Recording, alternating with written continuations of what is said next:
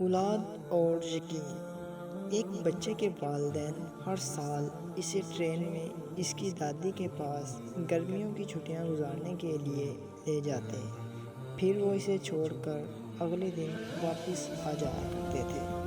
پھر ایک سال ایسا ہوا کہ بچے نے ان سے کہا، میں اب بڑا ہو گیا ہوں، اگر اس سال میں دادی کے پاس اکیلا چلا گیا تو کیا ہوگا؟ والدین نے مختصر بحث کے بعد اتفاق کر لیا اور پھر مقررہ دن اسٹیشن کے پلیٹ فارم پر پہنچ گئے۔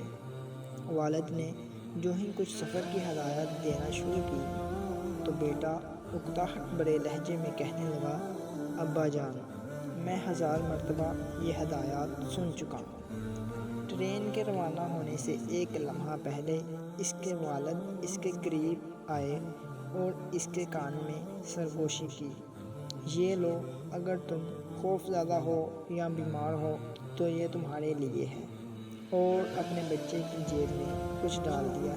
بچہ پہلی بار والدین کے بغیر ٹرین میں اکیلا بیٹھا تھا۔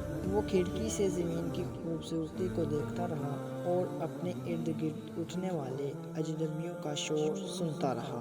کبھی اپنی سیٹ سے اٹھ کر کیبن سے باہر نکلتا تو کبھی اندر چلا جاتا، یہاں تک کہ ٹرین کے ٹی ٹی نے بھی حیرانگی کا اظہار کیا اور اس سے بغیر کسی ساتھی کے اکیلے سفر بارے سوال کیا۔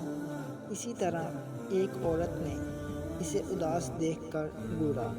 لڑکا شدید الجھن میں تھا، یہاں تک کہ اس نے محسوس کیا کہ اس کی طبیعت ٹھیک نہیں ہے۔ پھر وہ خوف زدہ ہو گیا، یہاں تک کہ وہ اپنی کرسی پر سے گر گیا اور اس کی آنکھیں آنسوؤں سے بھر گئیں۔ اسی لمحے اسے اپنے باپ کی سرگوشی یاد آئی کہ فلاں لمحے اس نے میری جیب میں کچھ ڈالا تھا۔ اس نے کانپتے ہوئے ہاتھ سے جیب میں تلاش کیا تو چھوٹا سا کاغذ ملا۔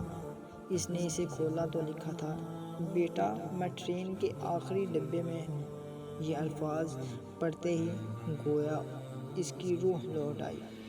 زندگی بھی ایسی ہی ہے، ہم اپنے بچوں کے پروں کو چھوڑتے ہیں، انہیں خود پر اعتماد دلاتے ہیں، لیکن جب تک ہم زندہ ہیں ہمیں ہمیشہ آخری کیبن میں موجود رہنا چاہیے، اس لیے کہ یہ ان کے لیے تحفظ کے احساس کا ذریعہ ہے۔